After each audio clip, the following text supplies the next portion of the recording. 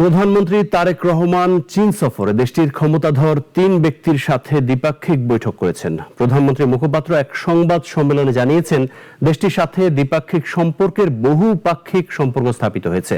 স্বাক্ষর হয়েছে ১৭টি সমঝোতা। বিস্তারিত রাশেদুল কাদেরের রিপোর্টে। চীন সফরের ৪ দিন ব্যস্ত সময় পার করলেন প্রধানমন্ত্রী তারেক রহমান। আর তার এই সফরে সবসময় পাশে ছিলেন সহধর্মিণী ডক্টর জুবাইদা রহমান। বৈঠক করেছেন দেশটির ৩ ক্ষমতাধর ব্যক্তির সাথে। আলোচনা করেছেন দেশের স্বার্থ সংশ্লিষ্ট বিষয় নিয়ে।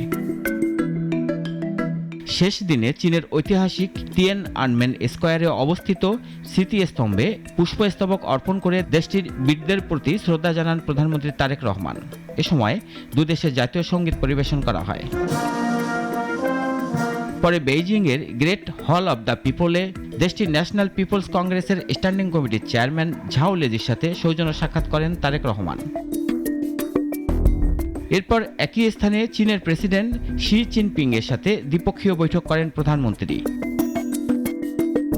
তারেক রহমানের চীন সফর নিয়ে বিস্তারিত জানাতে দুপুরে চীনের একটি হোটেলে সংবাদ সম্মেলনে আসেন প্রধানমন্ত্রীর মুখপাত্র মাহদি আমিন। 50 বছরের সম্পর্ক স্থাপনের ক্ষেত্রে প্রধানমন্ত্রীর চীন সফরের মধ্য দিয়ে দুই দেশের সম্পর্ক নতুন উচ্চতায় পৌঁছেছে বলে জানান মুখপাত্র।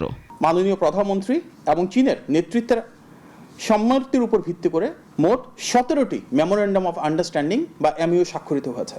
বাংলাদেশের দিক থেকে মাননীয় প্রধানমন্ত্রী আবারও নিশ্চিত করেছে আমাদের one policy, one China policy, অর্থাৎ চায়নাকে আমরা একটি একক রাষ্ট্র হিসেবে দেখি, যার ভিতর তাইওয়ানও অন্তর্ভুক্ত রয়েছে, সেটি সুসংহতভাবে সুনিশ্চিত করেছেন। বাংলাদেশ, মায়ানমার ও চীন মিলে একটি অর্থনৈতিক করিডোর করার বিষয়ে চীনের সাথে আলোচনা হচ্ছে বলেও জানান তিনি। আজকে কানেক্টিভিটি নিয়ে ডিটেইলে কথা হয়েছে প্রেসিডেন্ট শি জিনপিং এর সাথে মাননীয় প্রধানমন্ত্রী জনাব তারেক রহমানের, এবং সেখানে প্রস্তাবনা এসছে যে কিভাবে বাংলাদেশ থেকে মায়ানমার এবং চীন হয়ে একটি ইকোনমিক করিডোর তৈরি করা যায়, যে ইকোনমিক করিডোরের মূল উদ্দেশ্য হবে বাংলাদেশের অর্থনীতিকে আরও ব্যাপ্তি বাড়ানো, ইকোনমিক ট্রানজ্যাকশন বাড়ানো এবং মাল্টিমোডাল ট্রান্সপোর্টেশনটাকে আরও এনহ্যান্স করা। রাষ্ট্রীয় সফর শেষে বিকালে চায়না সাউদার্ন এয়ারলাইন্সের একটি ফ্লাইটে দেশের পথে রওনা হন তারেক রহমান। রাশেদুল কাদের, নাগরিক।